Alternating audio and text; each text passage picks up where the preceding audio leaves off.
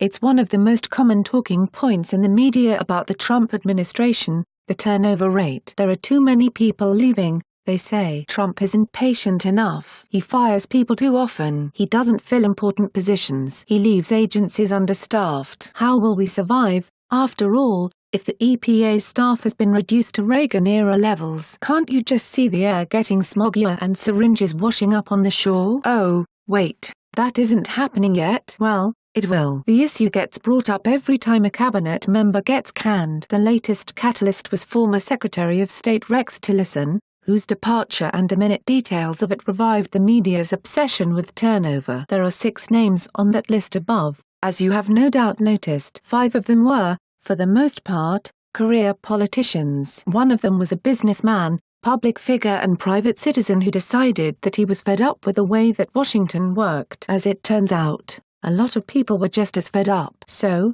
they sent him to the White House to, as he liked to say, drain the swamp. As a conservative, and I'm assuming, given that the site I'm writing for is called Conservative Tribune, there's a good chance you can like Trump or you can hate him. What you can't do is deny he's done things absolutely differently than anyone else that's been in the office. We keep on forgetting that this is why people sent him there. The general line in the media and among Democrats, but I repeat myself, and even some Republicans, is that Trump should act like every other president except just a little different. Behaving like he did during the campaign when he fired people when it became clear they were the wrong fit, even if it made it look like his campaign was in chaos, was simply for the campaign. Now he was president, and along with it came all the old Washington niceties, including having patience with cabinet officials that aren't necessarily on the same page with him. Like it or not, that wasn't going to happen. When the president realizes someone isn't a good fit or that hiring them was a bad decision, he's willing to let them go. Sometimes that process takes less than 2 weeks,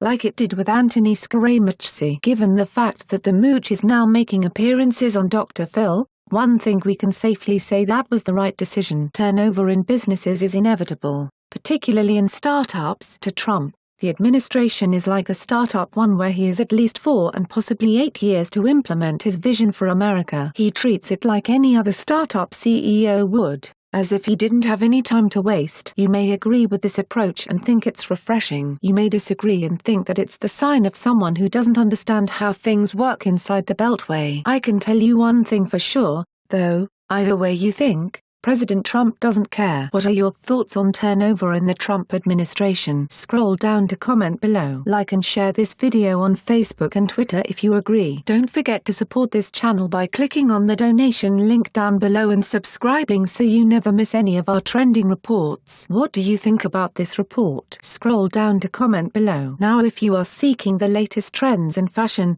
and electronics and gifts and more at the best prices, please feel free to visit www.athismall.com. Once again, that is www.athismall.com.